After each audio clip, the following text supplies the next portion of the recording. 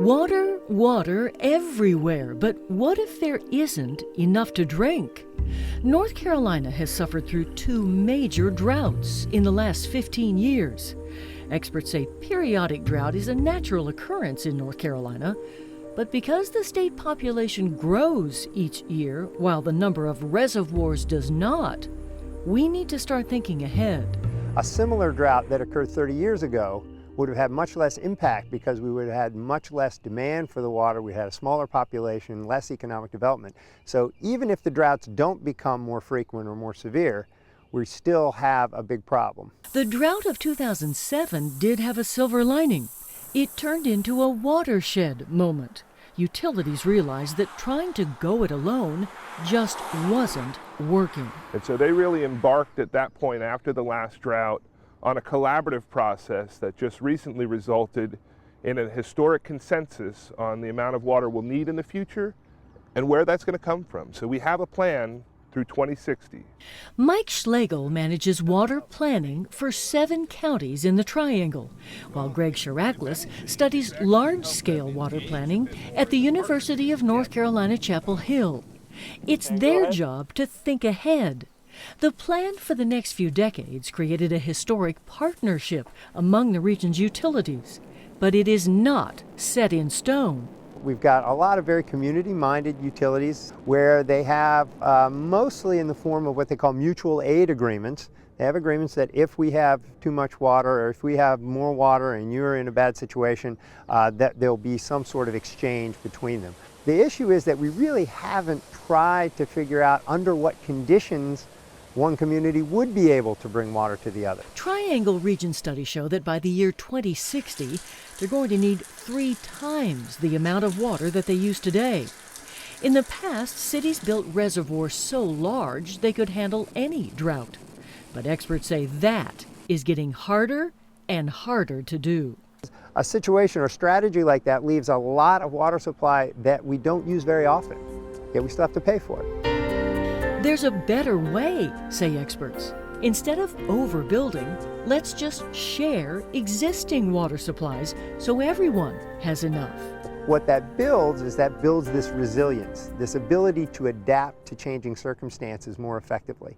And it does so for a lower average cost, overall, long-term cost. In the Triangle, there's a water supply that builds in a lot of resilience. Jordan Lake. Jordan Lake is referred to by water experts as the 800-pound gorilla. That's because it's huge. 15 billion gallons of water are here. But it's also a vital water source for the many communities in this area.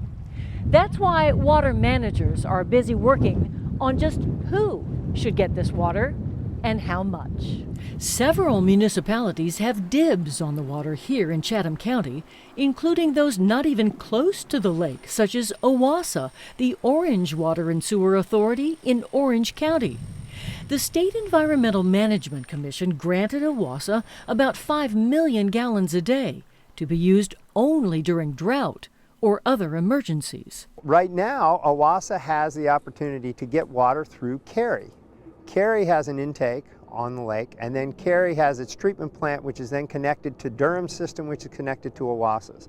So in some ways, Cary could act as the purveyor of water. Now, it's not necessarily their water. It would be the water that already was allocated to OWASA or Durham, and move it around. So that's one of the areas of research that we've been engaged in with the last few years, working with Durham, OWASA, Cary, and Raleigh to try and figure out what does the infrastructure need to look like? How big do the plants have to be? How big do the pipes have to be in order to take advantage of this resource? Under North Carolina law, the state owns all communal water, but individuals have a right to use it reasonably.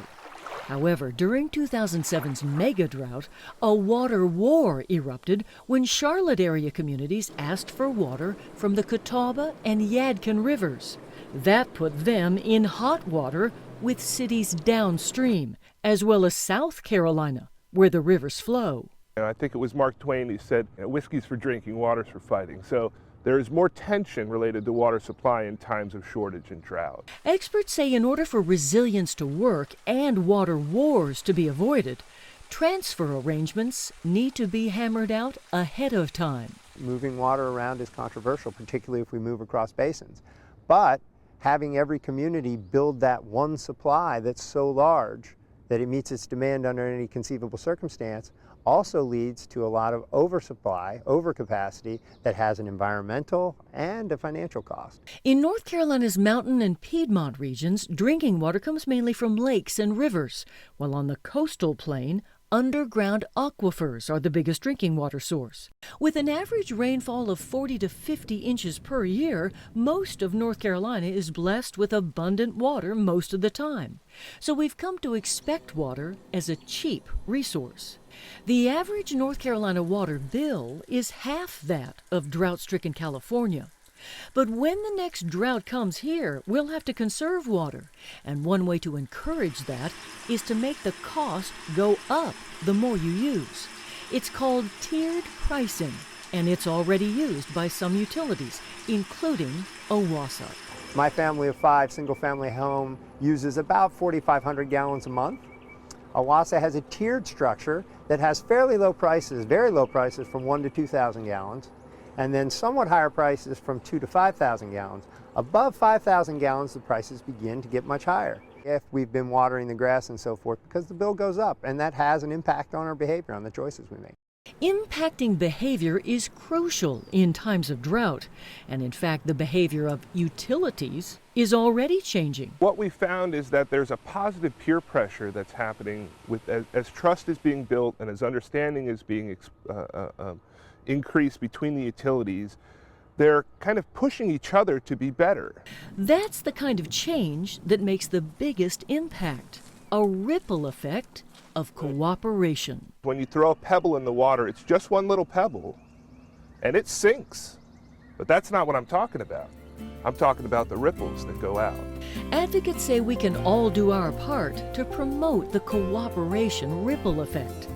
Understand that we might have to share our water with neighboring communities. Understand that if you want to wash your car or water your lawn during a drought, you might have to pay more. With good planning, we can create a system that can cope with and bounce back from stress. And that is resilience. We want abundant water, we want clean water, and we want resilient environment. Ben Franklin wrote, "When the well is dry, they know the worth of water." But don't wait until the well is dry, say experts. We should always treat water like the precious resource it is, so that there will never be a time when there's not enough to drink. We're all in this together, and every one of our actions, whether we know it or not, has an impact on others.